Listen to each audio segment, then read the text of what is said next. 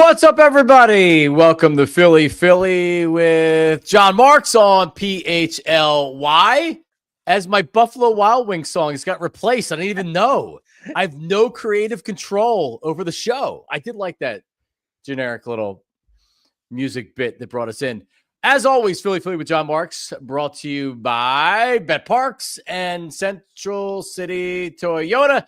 As it's a Monday morning, shout out to everybody there watching live on YouTube, our mad chatters, getting involved in the show live. Thank you to you joining us every morning live, 8 to 9 a.m. But you don't need to watch the show live. We like if you do. You don't have to. You can watch at your convenience whenever. You can watch a show from September if you want to. Just find us on YouTube, subscribe, like. But seriously, when you are watching the show live for that day, or if you're watching it at a different time, comment and like. Get involved in the show by commenting. We like to see those comments. We like to see the discussion. So really get involved in everything that's going on. But good morning to everybody out there watching on TV, Xfinity, maybe on Roku TV this morning, as I'm going to turn it on right now.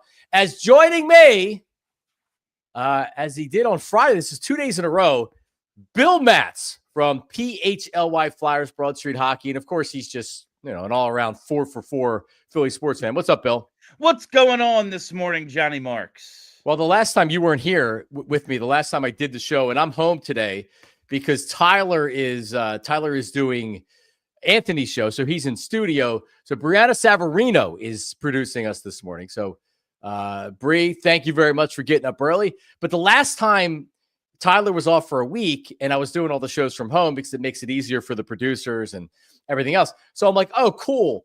Well, let me go to PHLY. I can look at myself live on my Roku TV because I have Roku TVs in the. And what am I looking at right now? You are looking live. Oh, it's actually going to end, but it's a show from last week with Black Gritty. Yeah. But that doesn't mean that it isn't going to have us on. So we'll keep you updated to see, because last time we did this, there was a show from 1984 that was on while we were live on PHLY. I caught a show, a PHLY Flyers show. It was from the summer. Charlie was in shorts. We were in a studio we hadn't used, so it seems as if every now and then they go back to the archives a bit. Like they had ESPN Classic for so many years, right? Like, why wouldn't you want to see a show from 2 weeks ago? Anyway, tournament, big weekend in the tournament. I mean, like, listen, as a very casual college basketball fan, kind of an tournament so far. Like, not a lot of it. There were some good games yesterday. I caught the end of the end of the second half of the Maryland-Florida game. That was a good game. Maryland last night gets a buzzer beater. It looked like Colorado State was going to win on a 3. 5 seconds left. Maryland goes down, takes a timeout, and then they run a play where the dude clearly traveled for Maryland, and he makes the shot. He banks it off. But for all the people saying it was a travel, and I don't know if you saw it, Bill. Yeah. But, it was a travel, but they never call that now. They don't call that a travel. 3 steps. You go 4 steps, they'll call a travel. They don't call it on 3. So it was a travel, but they never call that. So I can't say it was a travel. I feel like if someone's going to complain about traveling, that's my dad. Like, every time I turn on the Sixers at my parents' house, all they do is travel anymore. Like, okay. Like, yep. Yeah, all right. Sure. I guess so. I don't know, Dad. Sure. Yeah, but you know what? I bet your dad, Bill, was also a very big running the football and playing great defense is how you win championships in the NFL, right? And I mocked those people for years. And then the Eagles last year ran the ball and played great defense. Yeah, John, he bought and still has an Arizona Cardinals shirt from when they hired Buddy Ryan.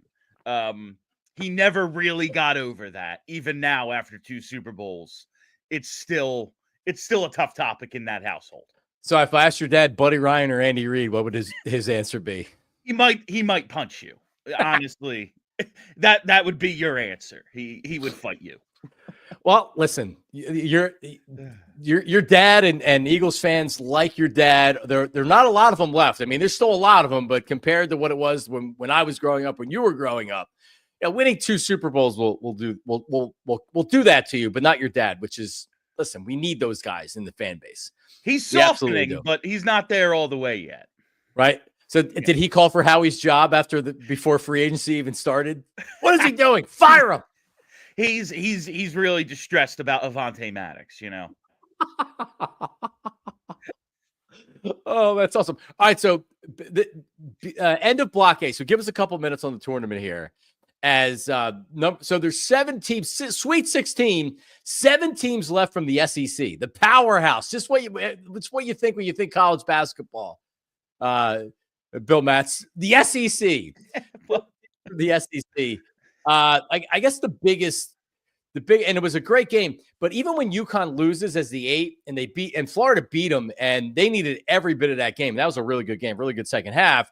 But it still felt like, because UConn really hadn't lost in a couple of years in the tournament, back to back, they were going for 3 in a row, and Florida being the top seed, it still felt like it was an upset that Florida won. Like when you're watching it, and then you hear Dan Hurley's leaving the court, and he's F-bombing the refs and all this other stuff. He's such a dick, I swear.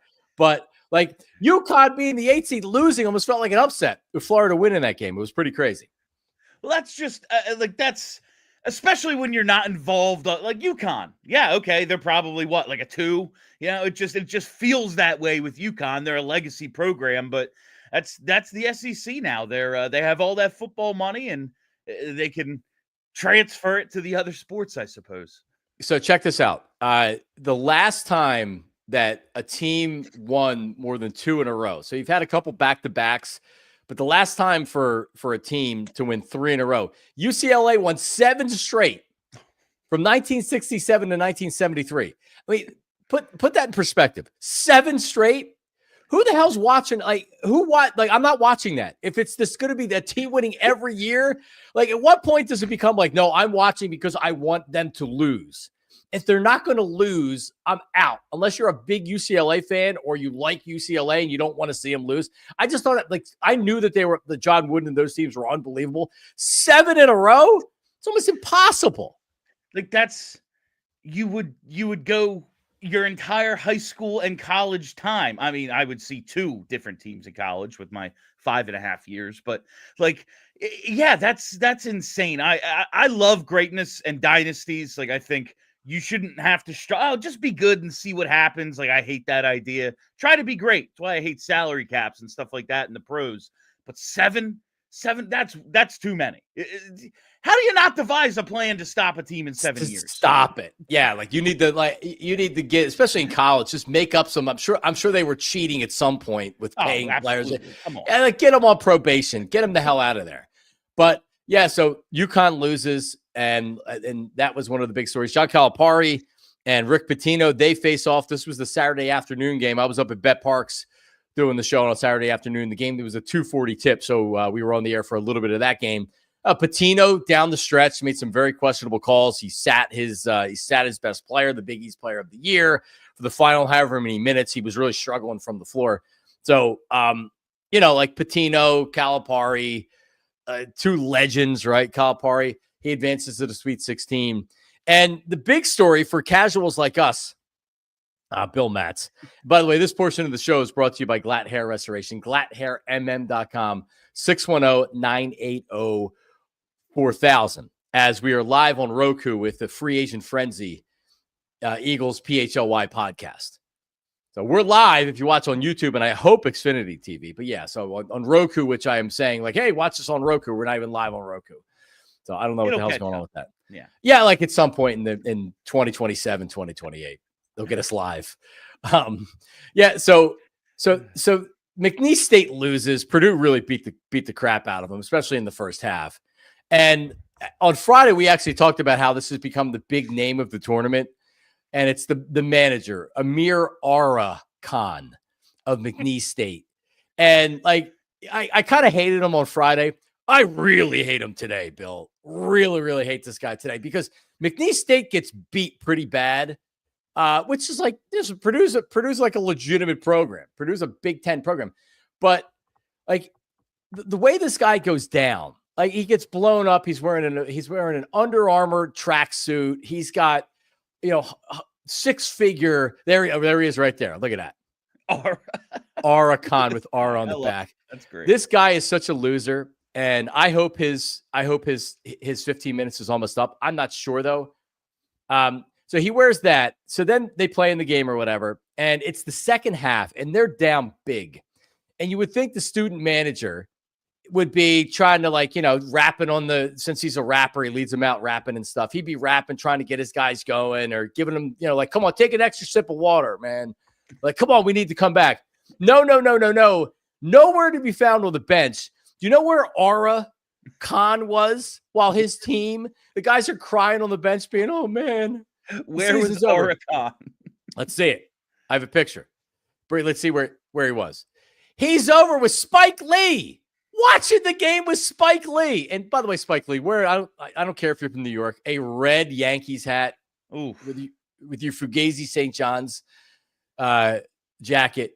So yeah, maybe he's a big Limp Bizkit fan. Maybe he loves Fred Durst and he's supporting with the red Yankees hat. It's actually a good point. Fred Durst was the last one notable person to wear the red Yankees hat, and that was Nookie, right? I did it all for the Nookie video. Yes. By the way, just for the record, Limp Bizkit. I know people hate on him quite a bit because Durst is a loser, but like, they had good stuff, man. It was era appropriate. Like that's what was going on in 1999, and we loved it. Give me something to break. Dunno. How about your bleeping face? Listen, man. I jammed out to it. Yeah, so he goes over there, and this is during the game. It's not a picture after the game. That picture might have been after the game. He's lounging over there during the game. They're showing up during the game, and it's like, oh, there's Amir Khan, blah, blah, blah, blah, blah, right? So then after the game, it's like, well, because their head coach is leaving McNeese State. He was with LSU for a while. So he gets a job with NC State, Will Wade. And right away it's that, Amir Khan is hitting the transfer portal as well. He's likely to follow Will Wade to NC State. What are we talking about here? The transfer portal? What? No, you just go somewhere else. You're not on the team. You're just going to a different school. People do it all the time. There's no portal for this kid. Are we serious? By the way, this is the problem with social media is like you would see this kid twice. You'd see him in the 2 games and go, oh, that's something. Okay. And it's over. And that's it. But since you also have the entire backstory of social media and then, oh, yeah, he's hanging out with Spike. Like, it's not 15 minutes. It's now a year-long 15 minutes of fame, and it just makes these people extraordinarily annoying by the time it's all said and done.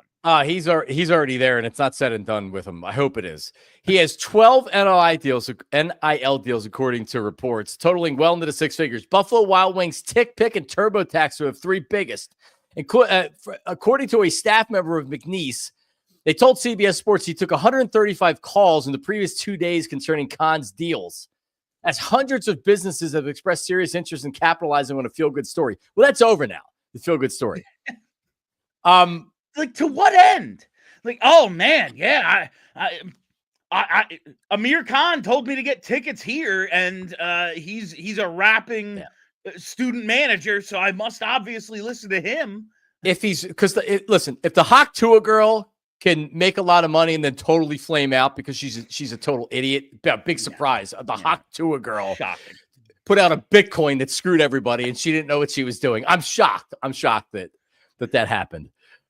This guy's just like the Hawk Tua girl, except can he capitalize on it? I don't know. I mean, maybe he's really sharp in what he's doing, but like, so now he's talking about, and seriously, like this Will Wade dude, like, if he seriously, hopefully the stories that I saw that he's gonna follow Will Wade, like Will Wade wants him to come to NC State.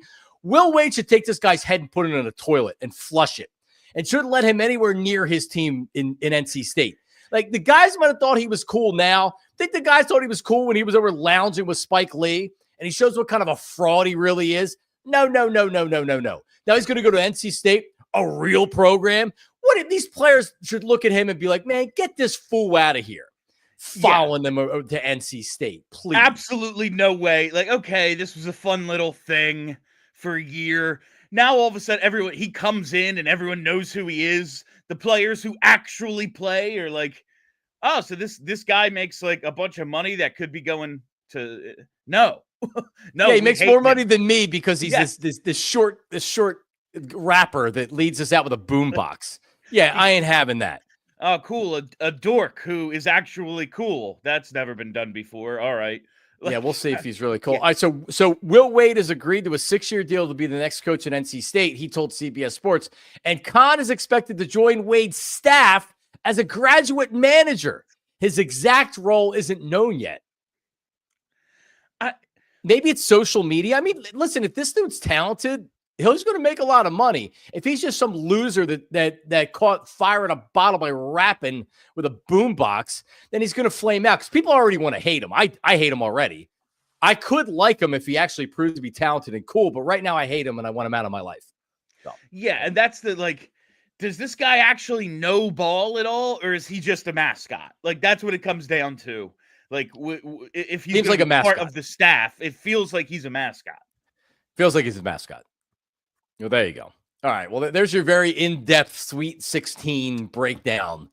Philly with Jon Marks with Bill Matz. That's what we do. I mean, I had to have Bill on today because, I mean, he barely slept. He was analyzing all the games from the weekend. He got back into it. Yeah, like he missed games because of Flyers over the weekend. And by the way, I was at the sports book at Bet Parks on Saturday, and I'm like, oh, cool, matinee, the Flyers and the Stars. It was one of the big TVs. I sneezed, and it was 2-0. The Flyers were losing. It was, and they played pretty well. Like, they got some really bad goaltending. They came back, they forced overtime, and then lose in 9 seconds. Yeah, they came back. The Stars, if they win the cup, like, not going to be a shock.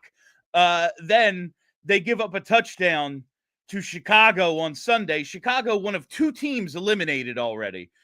Picked first overall last year, and right now is the second worst team in hockey. Yeah. Back-to-backs. They look like I mean, not that I watched a millisecond of it, but I'm sure they came out there, their legs were tired. They weren't fresh. Was Tortorella happy after the game that they probably not? I can't imagine. Now, when he leaves his backup, who he pulled after 20 minutes on Saturday, gives him the start again Sunday, and just lets him wear all 7 goals, says, nah, screw it, I'm not taking you out. Can't imagine he was in the best of moods. All right, so and we ran out of time here. I wanted to ask. I guess I don't even know who it was. Somebody had said that someone put out a tweet saying that Jalen Hurts hasn't thrown for 4,000 yards in the pros yet, and was like, "This is amazing." And I don't know what happened after that, but I went to Twitter yesterday just to kind of catch up on what's going on or whatever, and all hell had broken loose with Jalen Hurts defenders. Oh, it doesn't matter. Like, people were so angry about it. And Bill, I guess this is just the nature of sports with the chubby Chase Daniels and the hot takers, because, like, if you would just say at this point, which is fairly obvious, that Jalen Hurts is never going to be a top 5 passer, but I'll take him in any big game every single day of the week. I mean, look what he's outplayed Pat Mahomes in 2 Super Bowls. He's a Super Bowl MVP. He's been in 2 of the last 3 Super Bowls. Like, do we really need to debate this guy? Oh, his roster's really good. Yeah, it is. He couldn't win with New England. No, he couldn't. Nobody could win with New England, right? Like, what are we talking about? Why are we doing this? What is wrong with people? It's a great line and everything Jason Kelce had, but it's just the greatest lie we've ever told ourselves. No one likes us. We don't care.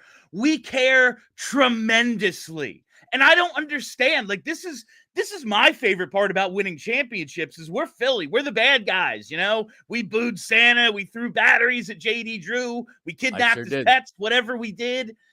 Now we get to laugh at everyone who hates on us, and we want to engage in these debates instead.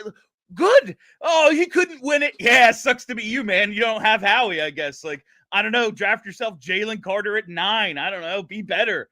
Have AJ and Devontae, and then go get Saquon. Laugh at them. Who cares? Yes, we have a great team, but Jalen is part of it. I don't get why anyone gets upset about these things. We should be enjoying everyone. They don't even have a quarterback who could throw for 4,000 yards. Yeah, that sucks to be you, man. Put together the best team in football, I guess. Look how it works. Remember, Dak Prescott threw for 5,000 yards, and they're under 500. The biggest garbage time quarterback of all time, Dak Prescott. Who the hell cares? They won all season long. Eagles fans said they're winning this way. Why would you change that? Right? Like, all right, if the formula is to build a great team around Jalen Hurts, that should be the formula for every team out there. Like, Jesus Christ, what are we doing here? Like, honestly, Bill, and the fact that the whole tush push and teams want to eliminate the tush push and the Packers are whining and making things up that there were injury risk and there's not one documented injury from the tush push. Like, I love it. The Eagles are in everybody's head, and it scares the crap out of everybody. It scares the crap out of teams. Oh, my God, fans and media. The Eagles, annoying Eagles fans are in charge now? No, it's not a good thing for everybody else. It's a good thing for us. So embrace it, everybody. Embrace it. And if you want to get mad because some loser tweets out some stat about Jalen Hurts, get mad. God, put a video out on it on Instagram to get people all riled up. I'm all for it. It's all good. All right. Well, listen, we have a ton of stuff to get to coming up. Block B, that's coming up next. The Phillies are only a couple days away from opening day, and a much clearer picture of what the roster is going to look like, including, oh man, just like we had planned it. Taijuan Walker is in the starting rotation this year for the Phillies. That's coming up. A lot of other things with the Phillies. And in Block C, oh man, we had something that was a throwback from the 80s that happened at the Phillies game on Friday night. We have that for you and much more. It's Philly with Jon Marks, Bill Matz hanging out today. We're back at 2-2. Don't go anywhere. Yes, we're back. And Bree, you could take Bill off the screen for the commercial. There you go. All right, we're back. All right, so listen. Central City Toyota. We haven't talked to Uncle Jamie in a couple of weeks. We'll have to get him on the program this week. But Central City Toyota, listen, it's my Uncle Jamie, and I am a 20-year customer of Central City Toyota. The first new car that I bought was actually a lease, and then I ended up buying it out. It was a Corolla. That's back in 2005. And then I had a RAV4, a Camry, a RAV4, a Highlander, another Highlander, a Sienna, and then the car I'm driving right now, which is a Toyota Highlander. Amazing cars, Central City Toyota. My Uncle Jamie is the general manager. He's been there for 30 years, 30 years of learning the business and being in the heart of University City. And now for I don't know how many years he's been the GM. So you know what that means? If a place has been in business, we're talking about 55 years on Chestnut Street in the heart of University City, it means you know what the hell you're doing.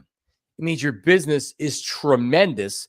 Whether you're looking for a new car, a certified Toyota, between Central City Toyota and their sister dealership, Ardmore Toyota, they have an amazing selection, great inventory, unbelievable prices.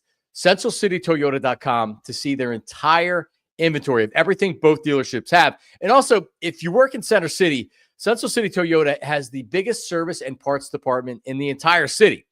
So if you're like me and you hate going to get your oil changed or your car serviced on a Saturday afternoon, you have to drop it off at the dealership and then take a shuttle back or whatever.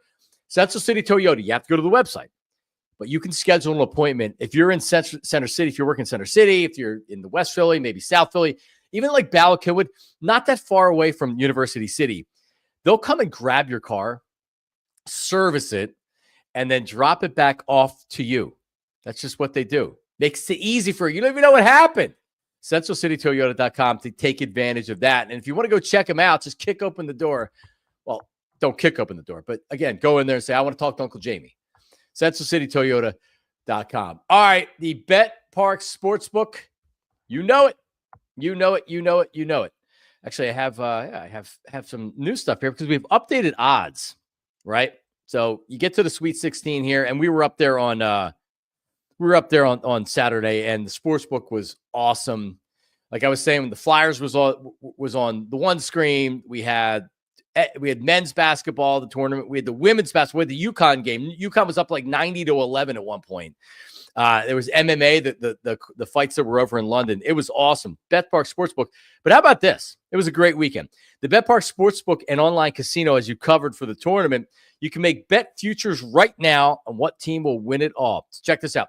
Right now, $25 on Duke pays $50. $25 on Florida plays $68.75. $25 bet on Houston to win it all pays $112.50. Tennessee $350. Auburn $125. And whether you bet on your team or not, there's always another way to win on the Bet Parks online casino and sportsbook app. It's the only app I ever use and would ever recommend to bet on sports and to play all my favorite casino games. Live dealers. This isn't a fugazi thing. Live dealers, blackjack, roulette, poker, hot online slots. I know Bill Matz is addicted to Rocky and Goonies. There's also Cleopatra, Breaking Bad, all your favorite classic casino games from wherever you are. And new users get up to $1,000 casino bonus back if you're down in the first 24 hours. BetParks.com. Download the app. Enjoy all the action and enjoyment right from your fingertips. You must be 21 and in PA, New Jersey, or Michigan for the BetParks app. Gambling problem? Call 1-800-GAMBLER. Hooah. We are back live on a Monday morning. Sweet 16. But the Phillies, leading off for the Phillies, first baseman Bryce Harper. The way it should be. Yes. Center fielder Sil Campusano. See, like the Phillies being good, it's almost like with the Sixers being in the process era. The Phillies were so crappy when I was growing up. It felt good to just watch the game and know that you're not good with no expectations, because then you don't get your heart broken like I have the last couple years. But yes, go ahead. Our conversation on Friday, honestly, I started thinking more about like what the Phillies are and the expectations, and like just came to a realization that like, yeah, you can just enjoy this without, well, can they win the World Series? Like, I don't know, it's 6 months from now, maybe, but like that kind of goes against what baseball is, to have that like all or nothing mentality, the way we do with football, 17 weeks and then Super Bowl or bust. Like baseball is, America's pastime. It is not America's passion. It is, oh yeah, that thing that's on the beach while you're chilling. It's right. Oh yeah, I got a TV in the garage. We're gonna have a couple of beers and the Phils will be on. It's just the buzz of summer, the back. You can just enjoy it. And I'm going to choose to do that this summer. It won't last. They'll lose 2 out of 3 to the Mets, and I'll punch my friend. But that's the mindset I'm gonna try to take into this season, because we were talking with Tyler on Friday. They're gonna win 90+ games. They could win the division. It's totally possible. They're gonna probably be in the playoffs again, which is not something we've been able to say a ton of in our lifetimes. Right.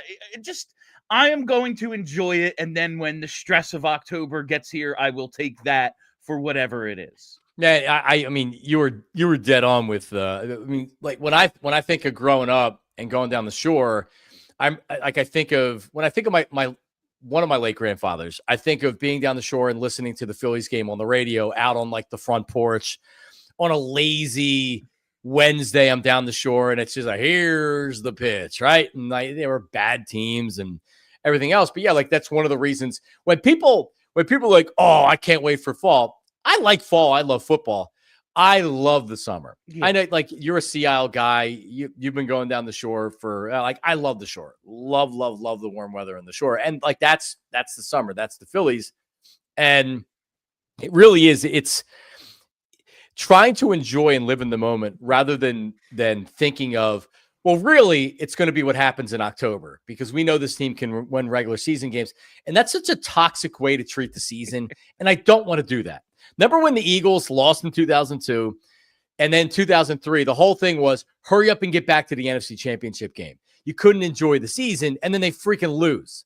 So now 2004, at least T.O. coming in made it fun again, but still nothing mattered during the regular season. You had to win the NFC Championship game and get to the Super Bowl. And like with this team, it really is. All right, like the first year a team goes from being missing the playoffs to making the playoffs is the best thing ever. 2007 with the Phillies. They make the playoffs. A drought of 14 seasons. 13 years, I think. Right. 93, They made the playoffs, and they hadn't been back since. And even though they lose to the Rockies in that first round, and that was a bad series too, man. Yeah. You felt good about it because they made it back to the playoffs. And then they won the World Series the next year. So the first 2 years, Phillies make this World Series, and it's like, all right, like Astros are probably the better team. Like, all right, yeah, the Phillies did, like, they had a shot, but like, whatever, we'll be back. And then you get to the NLCS the next year and you blow it. You collapse. And then, so it's like, now you're like, all right, well, this sucks. And then what happened last year just really, really sucks. So it's hard not to be a little bit pessimistic, even knowing that your team is good. And that's, I mean, I hate being like that, but if you're putting me on the lie detector test, that's what it's showing you right now, Bill Matz. Yeah, and it is the way things have gone really since getting no hit in the World Series. Like, okay, that changed everything. They go on and lose. Then they collapse in the NLCS. And then you lose to the freaking Mets. Like, there is no team I hate more than the Mets. I absolutely cannot stand the Mets. If the Mets and the Cowboys were in the same place, I would wear a Cowboys jersey. Like, I hate them.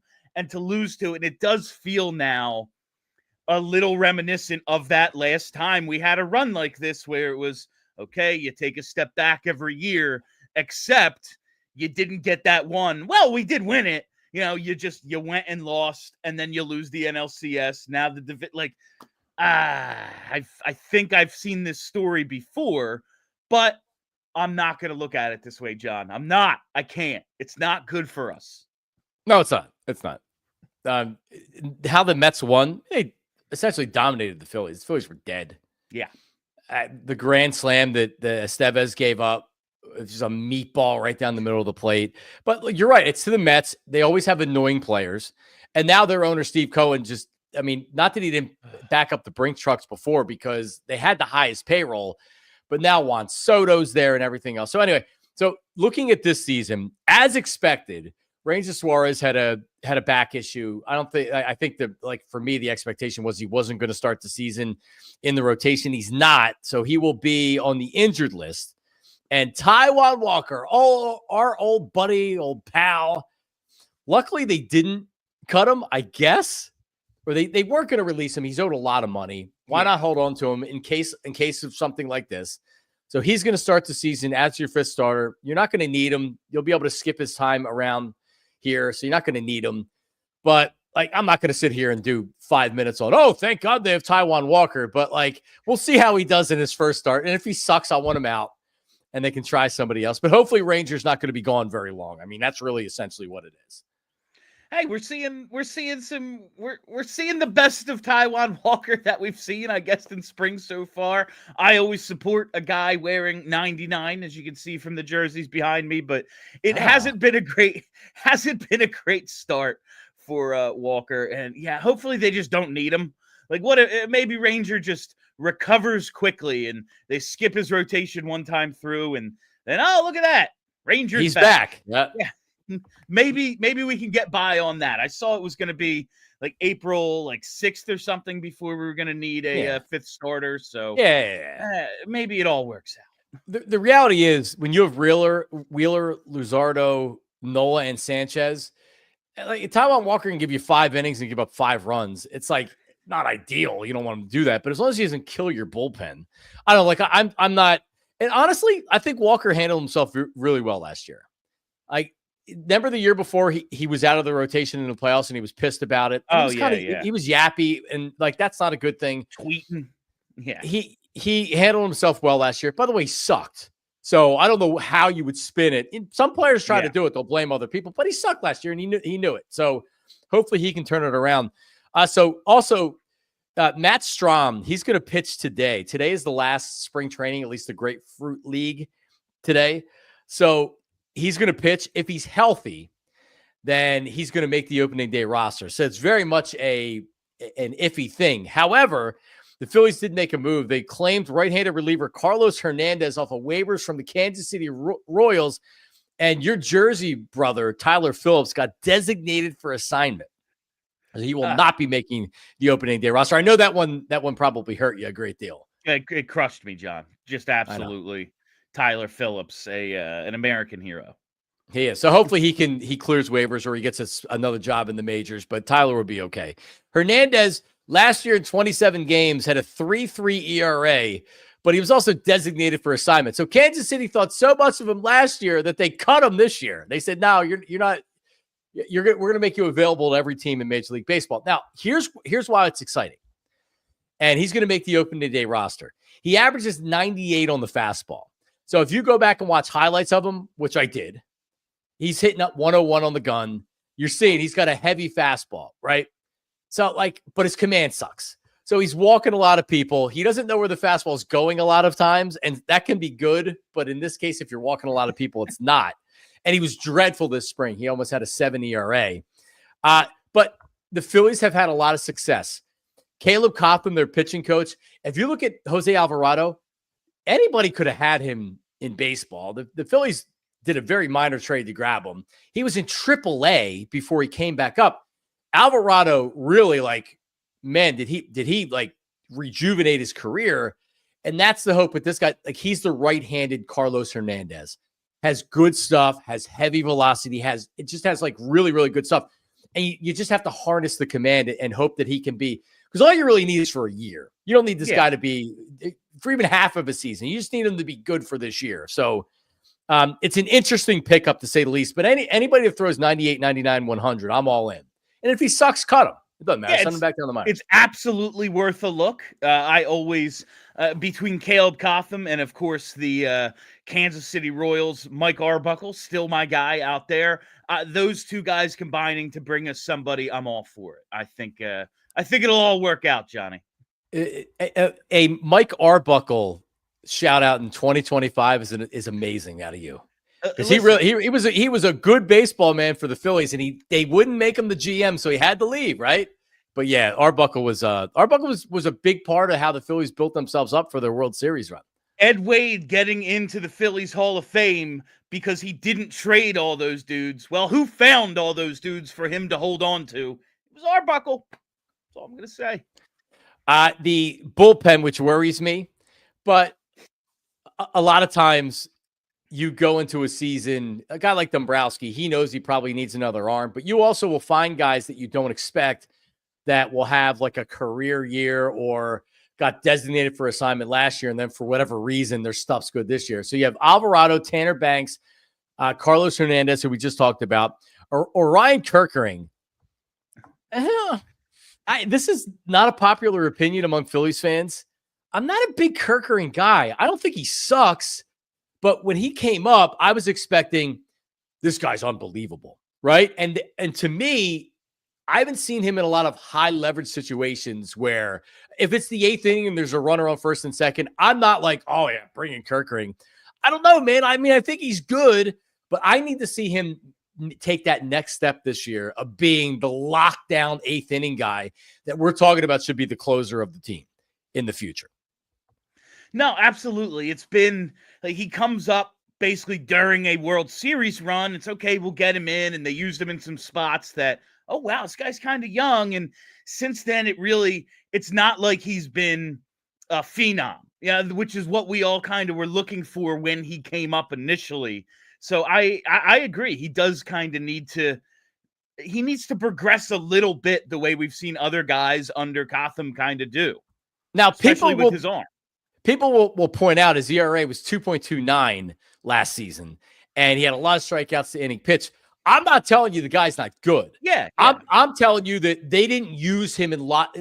If you're pitching the 6th and 7th inning, that's a lot different than pitching the 8th and 9th inning, right? As far as leverage, as far as when I had Larry Anderson on every week when I worked on WIP with Ike, he would talk about the difference between pitching the 7th, the 8th, and the 9th. And you're facing the same batters, except in the 9th, you're standing on the edge of a cliff, and there's nowhere to go. There's no one behind you, right? So in the 8th inning, it's the 8th inning for a reason. In the 9th inning, runner on first and second, and you're holding the 1-run lead. Now you got to throw a fastball. You got to decide whether you're throwing something. If you give up a home run, look at Estevez. Estevez gave up that monster grand slam to the Mets, right? In the 8th inning, there may not be the same type of pressure leading up to that situation. So believe me, I like Kerkering. I just need to see him take that next step. Jordan Romano, who's going to be their closer, at least in part, their free agent signing from Toronto. Joe Ross, Jose Ruiz, and Matt Strahm. So all right, bullpen. Okay, we'll see. No, it's not like we're asking the bullpen to do a ton with this starting rotation, at least what we expect from the starting rotation. They just need to be good. This doesn't need to be the best bullpen in baseball. It certainly would help, But given what we expect from the rotation, it just needs to be good. That's it. That's it. All right. Big final segment. Block C coming up here. Something ridiculous happened. It was actually the Friday game of the Phillies that you just don't see anymore. It's innocent enough, but is it in 2025 standards? We'll discuss that and much, much more. Oh, Tiger Woods has a new girlfriend. Where do you see this? Philly. Jon Marks, 2-2. Bill Metz is here today, back in 2-2. Don't go anywhere. All right, let's do it. Let's talk about the good people at Rothman, right? Rothman Orthopedics. And I can just speak from personal experience and like family, friends. My mom went to Rothman for issues that she had with her elbow. Maniac Malloy, who's a contributor on this show, he went to Rothman for a shoulder injury that he had. I'm sure you know somebody that went to Rothman, but here's a good reason to go to Rothman.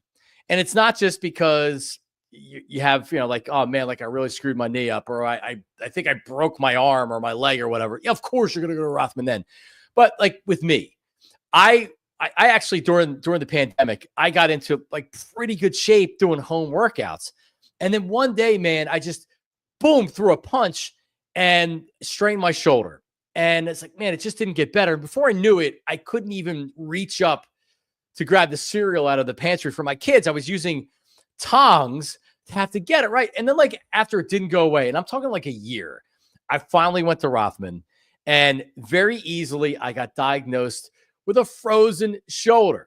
Felt like bursitis, felt like maybe something happened to my rotator cuff. Frozen shoulder, 6 weeks of physical therapy, which I actually did at Rothman in Limerick, because they're a one-stop shop. They got everything for you, from bracing, MRIs, x-rays, PT, best in the business.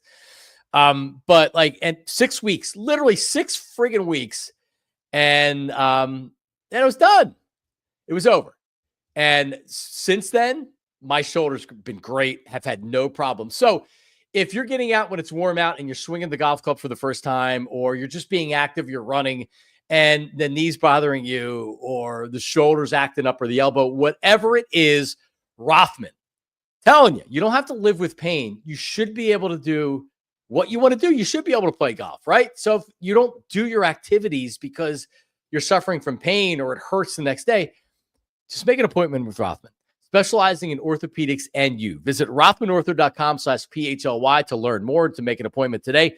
30 plus locations in Pennsylvania and New Jersey.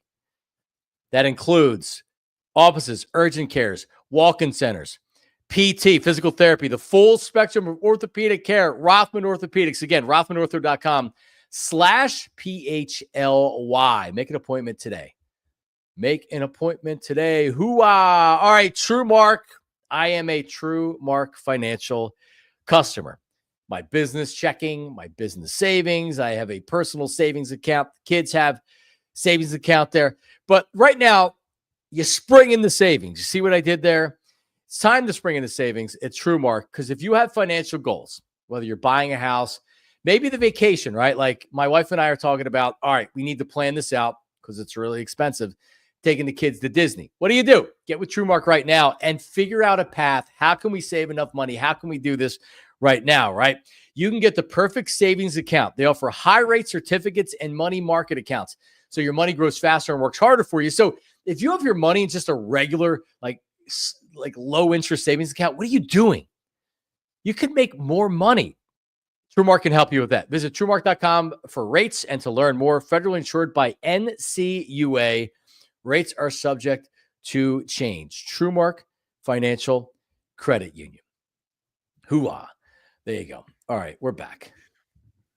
What are you laughing at there? The hoo-ahs. I'm laughing at the hoo-ahs. You know what? I don't know why I say it all the time now. Oh, I do, because the girls at the GLAT Hair team likes when I do it. Do you know what it's from? What, Son of a Woman? Yeah, it's from Al Pacino playing Al Pacino. Yes, good guess. Hoo-ah! Hoo-ah! It's just outstanding. If you were going to grade Al Pacino as an actor, what letter grade would you give him? Incomplete.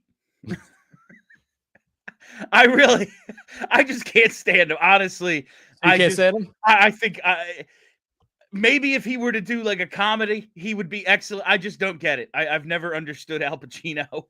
Well, I mean, I think he's been good in a lot of things, but if he's not playing Al Pacino, yeah, he doesn't have the range. Like back when I used to work with Mike Missinelli, and Mike loves Al Pacino, you know, like older Italian guy. Pacino's like, he's more of a stage actor than he is a screen actor. You know what I mean? Like he came up in New York. big, So so I would always bring up, I'd be like, Tom Hanks is a 10 times better actor than Al Pacino. Before trolling became a thing, I used to troll Missinelli with that a couple times a year. And like his head would explode when I would say it. But it's like, well, look at the movies that, like, do you imagine Al Pacino doing Forrest Gump? And he would get so mad. Honestly, I can imagine. Now that I would love. If Al Pacino did Forrest, that would be my favorite movie of all time. I would watch it today. Do a remake. Life is like a box of chocolates. Hoo-ah! I saw, did you ever see Righteous Kill? It was Pacino and De Niro old with 50 Cent. It was the worst movie I think it's the worst movie of all time. I honestly, it's when I started looking at Al Pacino like, can he act? This isn't good. I've not. I know what you're talking about because 50 Cent's in it, but yes. Make no mistake about it. De Niro is very much an actor, and so is Pacino, which means, like, how much are you paying me? All right, let me see the script. It's not let me see the script and then figure out the terms afterwards. It's how much are you paying me? Yeah, I'll do it. Let me see the script. Yeah, they're actors, man. It's their profession. But everyone's got to work. I get it. Right. But like, you know, the problem is when you look at De Niro, you just have to omit those because he's so great. And like, at least De Niro has range, right? Meet the Fockers and like hilarious, and he was great in it. Great. He made nipples, the movies. Greg, can you milk me? Yeah, it's not funny. It's just Ben Stiller being Ben, like a guy who only plays himself. Like it's just Ben Stiller doing Ben Stiller stuff without De Niro. Really underrated movies. I mean, and being the CIA agent and all the tracking that he does of them or whatever. It's a great movie. But anyway, the hell did I start talking about Pacino? Oh, the hoo-ah, the hoo-ah stuff that I was doing. All right, so check this out, Bill. All right, so let me get back to my sheet here because we got a couple of things that we need to do in this final block of the program. All right, so listen, I'm deep into my 40s, and in the 80s there were things that you did then that you can't do today, and I'm trying to figure out if this is one of these things. Like back in 1984. You could be hammered drinking and driving, and the cop will just tell you to walk home. And, you know, there's like a DUI wasn't really a thing until probably later that decade. It's like, oh, there's Bob again. Bob, what are you doing? Park the car and walk home. I'll give you a ride home, right? There's no ride homes these days, man. You get booked and you go to jail. So it's Friday in Dunedin, where the Blue Jays play in spring training. Have you ever been to the Blue Jays complex in Dunedin, Florida? I haven't. I've only been to the Carpenter complex for the Phillies. It's a short drive. I've never been there either. But a lot of times when you come down for a couple days, if the Blue Jays are playing the Phillies in Dunedin, you'll take the drive because it's close and you can, why wouldn't you? It's a lot of fun. So can we put this up, Bree? So during the game, you know, the idiot in the back that's waving to the camera on his phone. So just play it right here. Yeah. So look at the guy in the back. So he's talking on the phone. You can see him on speaker, and he's talking to his girlfriend or wife next to him. Here's the pitch. And he stands up. Uh-oh, what's he doing? He starts mooning the camera. And is the wife like stopping him from doing it or being like, what are you doing? She knows who she married. So one more time. There it is. So here he comes. He stands up, mooning, full moon. No one needs to see that. All right. Thank you, Bree. All right. So here's my question. Plays it a second time. No one needs to see that. No one needs to see that. So in 1988, I remember kids in my class would moon, like we went on a field trip and we're on the school bus on the turnpike, and they're mooning the cars behind them. And then somebody gets to work and calls the principal and says, hey, because, you know, it says school district of Upmoreland Township on the side of the whatever. and calls the principal, and then we're getting yelled at because somebody mooned a car, but nothing really happens, right? He just mooned a car. The reaction to that in 2025 was he's going to register as a sex offender. He needs real prison time. Put this guy in handcuffs. Like, yeah, get the rubber hose out and beat him with it. Now, this guy's obviously a loser to moon the camera. Yeah. But, like, how do we treat this? What type of a violation is this in 2025, Bill Metz? I feel like this is how we should just make fun of him. Like, this public scorn is still, like, that is still a viable punishment. If just everybody agrees, let's make fun of this dude because he's a dork. Like, oh, yeah, man, you're like 40, 50 drunk at a game mooning the camera. Like, you're, again, yeah, a little kid on a school bus. Let's just make fun of him. I think that is the perfect amount of punishment, is public scorn and derision. Oh, you think alcohol was involved in this, Bill? What would make you think that? Just so, you know, life experience. Right. Like, see, here's the thing. Does this guy lose his job if it's like, this is obvious, like it gets out there, this is the guy? Because you look at and listen, this guy's a total loser. Yeah. The Eagles fan that was yelling the stuff and using the C word to this Packers fan, that guy's a real creep. But like, that Packers fan's a bigger creep because he never released all the footage. And it's like, okay, what happened before the cut that you decided to put out there on your YouTube page? Because this guy has never addressed it. He's blocked me because I had said, like, hey, listen, put out the raw footage. I want to see the context to it.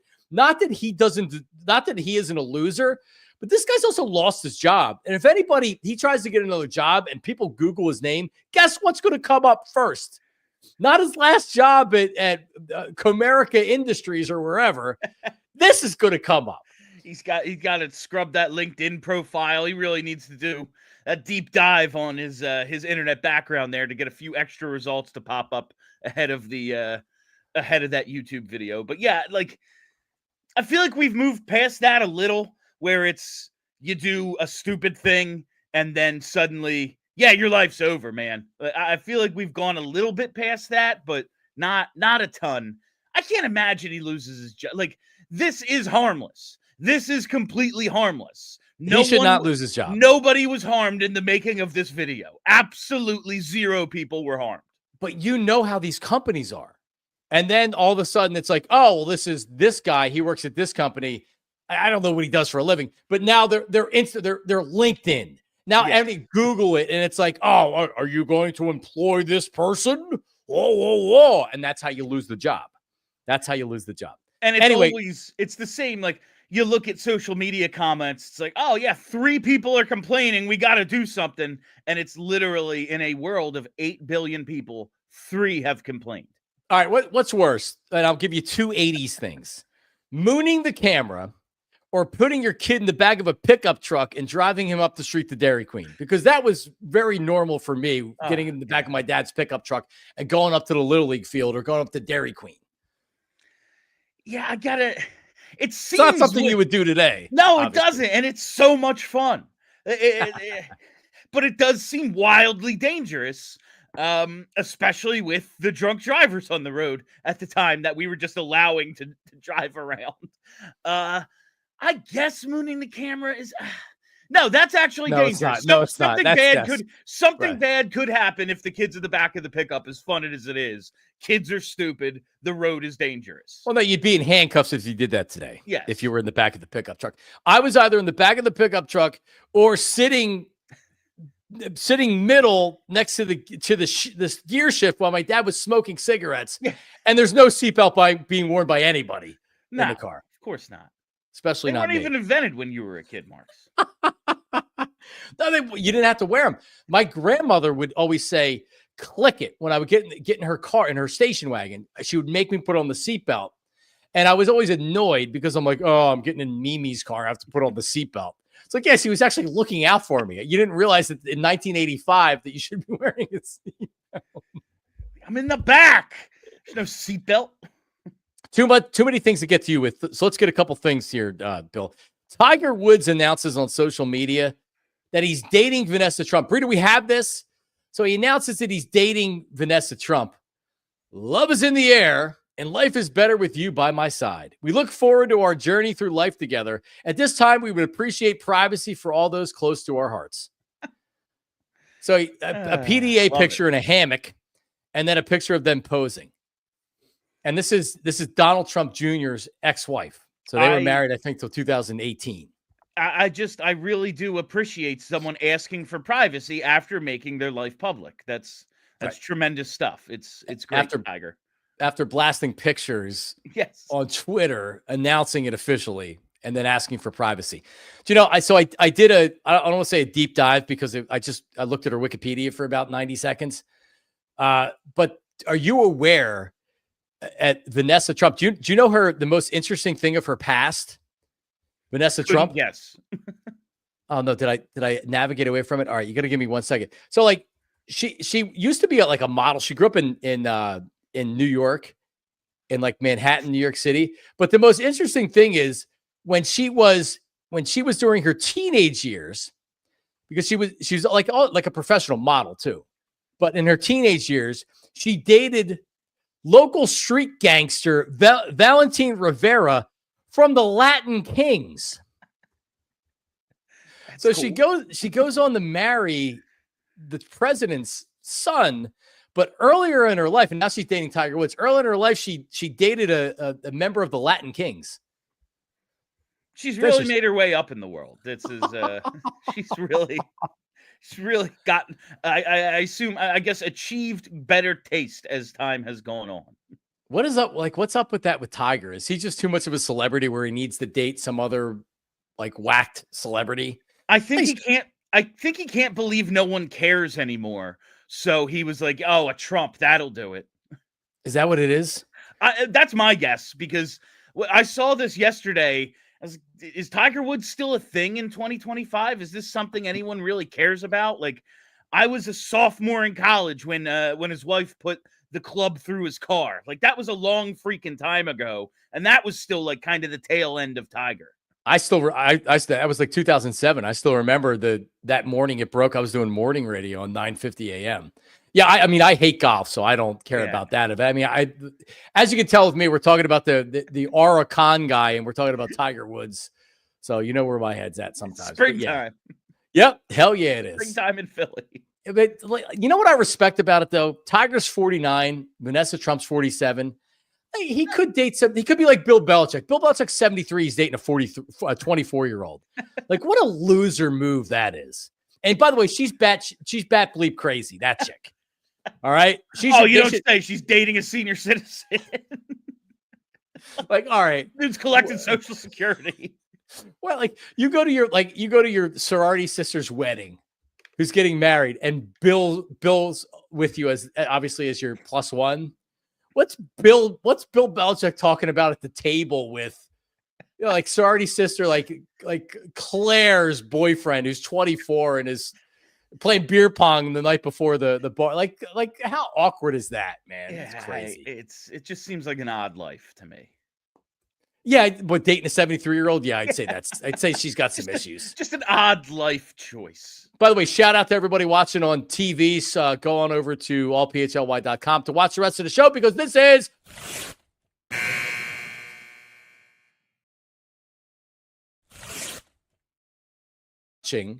unless you're watching on Roku TV, where you have not been watching us for the last hour. You have a show on.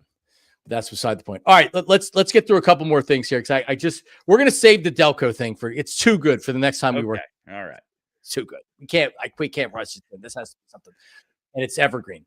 But so, do you know who Sean Brady is, Bill Matz? Sean Brady? I don't think so. I didn't know who he was until Saturday, because Maniac Malloy was talking about Sean Brady, and I'm like, I don't know who that is. He's an MMA, he's a UFC guy from Northeast Philly. Yeah, wouldn't know. Oh, I did see a tweet about that. Okay, yeah. Yeah, and the dude's legit too. So they're over in London. Leon Edwards, who I've also never heard of, but he's an ex-champ. He had just lost his last fight, but like a real big UFC guy. I think they're welterweights or middleweights. And Sean Brady came out, dude, he dominated him. He tapped out. Leon Edwards tapped out in the fourth round, but he won all 4 rounds. Like, Leon Edwards came out thinking like, yeah, man, I'm going to beat him. And Sean Brady kicked his ass. Afterwards, and by the way, guillotine chokehold was what he made him tap out to, which seems pretty, like I would tap out to a guillotine chokehold too. If one of these UFC guys, like at least a boxer, is going to try to knock you out. These UFC guys can knock you out, can choke you, can break your leg, can, break your arm. There's so many different ways they can hurt you. Right? So I would just rather I'm scared to death of them. You get in a fight, like, okay, you get knocked out. That's one thing. Yeah, everyone gets knocked out in a time or two. When you just are made to submit, like they just have you in a hold and you're just screaming for your life because they're just pulling your cartilage apart. Like that's embarrassing. I'm out. And you're going to Rothman after that too. You would have to go to Rothman. Rothman would be very good in UFC territory for sure. So shout out to Sean Brady from Northeast Philadelphia. Here he is. So, what do you do after you win the biggest match of your career? Well, of course, you have to shout out the birds. Here he is in the ring after the game. Here he is. Congrats on the win. A beautiful performance and very dominant. Thank you, UK. Let's go, Philly. Go Birds. There he is. On the win. A beautiful performance. Gotta do it. Go Birds. Okay, let's go, Philly. Go Birds. Congrats on the win. Absolutely beautiful. That is, he's got the credentials. It's true. He is from Philly.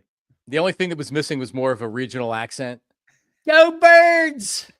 Guess he's from Northeast Philly and not Delco. I was hoping for a Delco accent, but Northeast Philly has a Delco-ish accent, correct? It's a little different in all different regions, but we're all basically, north of the wire. That's what I call our accent.